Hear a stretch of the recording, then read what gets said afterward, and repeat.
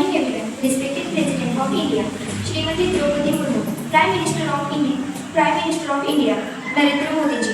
I, Pridhanu Helsinki from KCC High School, Bhopal.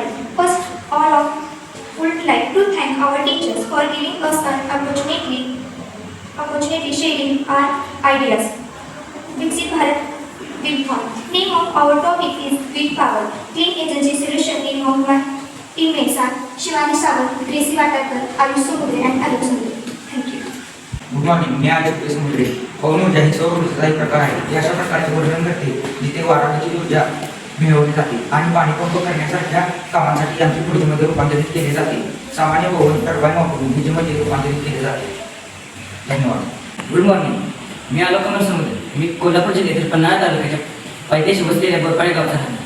बोरपाळे गाव हे डोंगराळ व दुर्गम भागात असल्यामुळे वीज कपातीच्या अडचणी असल्यामुळे गावाची लोक चिंतित असायचे. त्यामुळे मी पवनचक्की बनवण्याची ठरवले. पवनचक्की बनवण्यासाठी एक मोटर, तसेच पवनचक्कीची पाने चालू बंद करण्यासाठी एक स्विच, तसेच काही वायर, काही बल्ब व एक बॅटरी इत्यादी वस्तूंपासून मी पवनचक्की बनवण्याची ठरवली. तर या पवनचक्कीच्या माध्यमातून आपल्याला दैनंदिन जीवनामध्ये विजेची अडचण येणार नाही. धन्यवाद.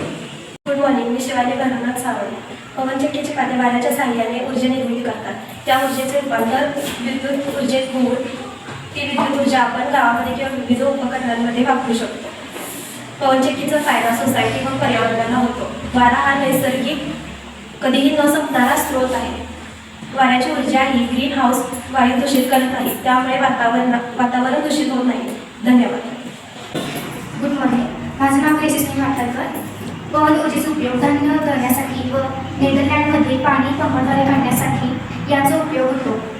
कारंजा शेती व घरातले पाणी पुरवठा करण्यासाठी याचा उपयोग होतो.